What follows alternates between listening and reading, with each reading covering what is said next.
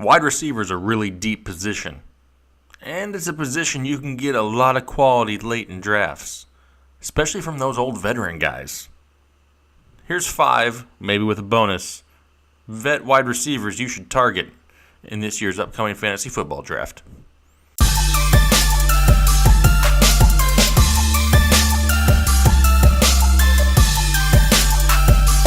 Hey, what's going on, guys? Jake, Fantasy Headliners. Hope your off-season's still going well.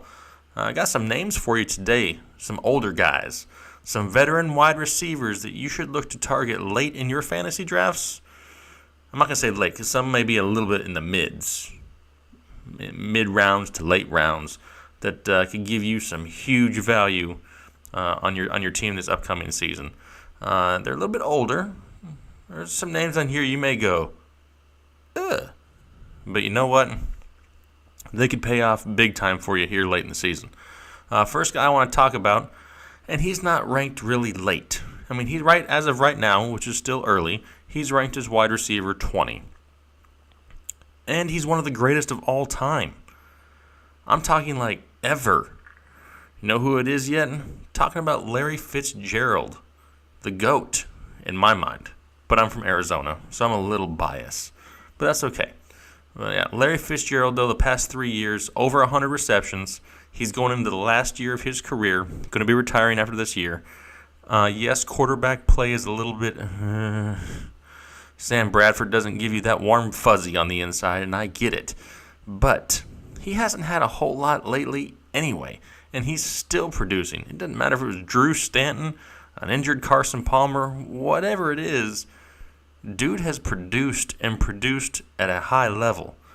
Listen, he's only 400 yards away from being number 2 all-time, and he's already in the top 10 all-time in touchdowns.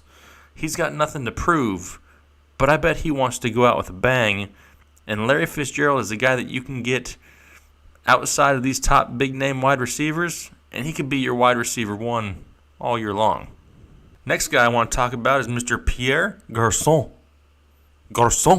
in San Francisco. Now, people kind of forgot about him because he got hurt last year. Didn't really get to see him with Jimmy G. Jimmy G is going to like himself some Pierre Garçon. I know at the end of last season, Marquise Goodwin looked like, Jimmy's favorite target.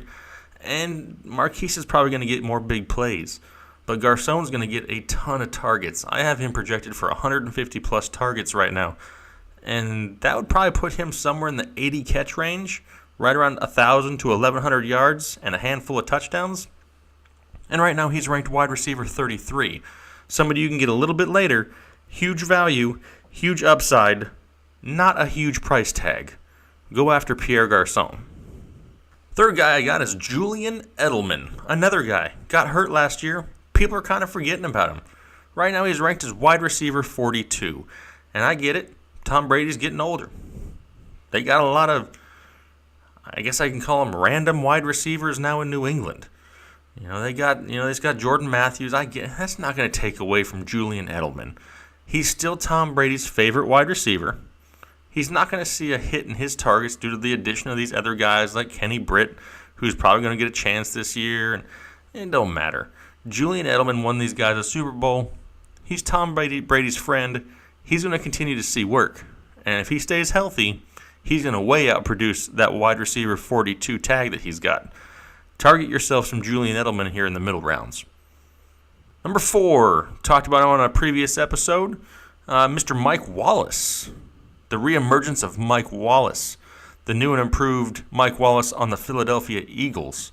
Sounds great. He took over for Torrey Smith there, and he's going to produce. He's no longer in that abyss of Baltimore. Whatever's happening, there's something in the water in Baltimore. People of Baltimore, what's going on? What happened out there? Y'all are boring to watch almost. What happened? It didn't used to be like that, but now it is. But he's out of Baltimore. He's in Philly. He's going to have fun. He's going to be on a Super Bowl, contending team again for this year. He's going to get tons of opportunity, and he's not going to have a whole lot of attention paid to him. Listen, they're still going to have Alshon Jeffrey and Zach Ertz and Nelson Aguilar and the running backs with Ajayi and Clement. They got weapons for days, okay? Mike Wallace is going to have the most room he's had in a long time, and he produced with little to nothing in Baltimore. I like some Mike Wallace, especially at wide receiver 60. Yes, Mike Wallace will be on a lot of my fantasy teams this season. All right, the fifth guy, and I just mentioned his name. And you're probably thinking, well, who did he just talk about? That's old. Oof. Listen, this is bold. This is a stretch, but hear me out. Number 5 on my list is Torrey Smith. Yes, I said Torrey Smith, and I said it on YouTube, and now I can't get rid of it. It's on there forever, and it may come back to bite me, but that's all right, because this is what I got for Torrey Smith. What did Ted Ginn do a couple years ago in Carolina? He's going to have the same type of role. Listen, Funchess can't do it all. It's Devin Funchess. He's going to have some good games, but Torrey Smith is going to be that big play threat that they didn't have last year because of Ginn being gone. I mean, Ginn had 750 yards and 7 to 10 touchdowns with Carolina. That's going to be the same role that Torrey Smith is going to be going into. And I don't want to say that Torrey Smith has good hands, but I think they're better than Ted Ginn's. Saw him drop a couple easy ones to make those numbers even higher. But you know what? Torrey Smith has an opportunity this year to be the big play threat of the Carolina Panthers, which is a little scary if you're a Carolina fan. But let's go with it. He's only ranked wide receiver 83, and at the end of drafts, take a shot on him. All right, I mentioned a bonus earlier, and here's the bonus. Nobody click off this when I say this name because this guy hurt a lot of people last year. So I'll understand it if you don't want to take him again. Right now, he's currently ranked 62 as a wide receiver.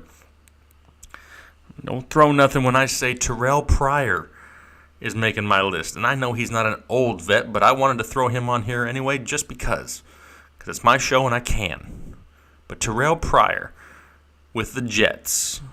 I know, it's hard to even think about, but he's going back to play with McCown. They've already had, chemistry together when they were in Cleveland. That's when Terrell Pryor had 1,000 yards and 4 touchdowns back in 2016. That was with Josh McCown. So it's possible. Now, yes, I know there's already some weapons there with Ardarius Stewart. You got Quincy Enunwa coming back, the Robbie Anderson saga. They got weapons in New York.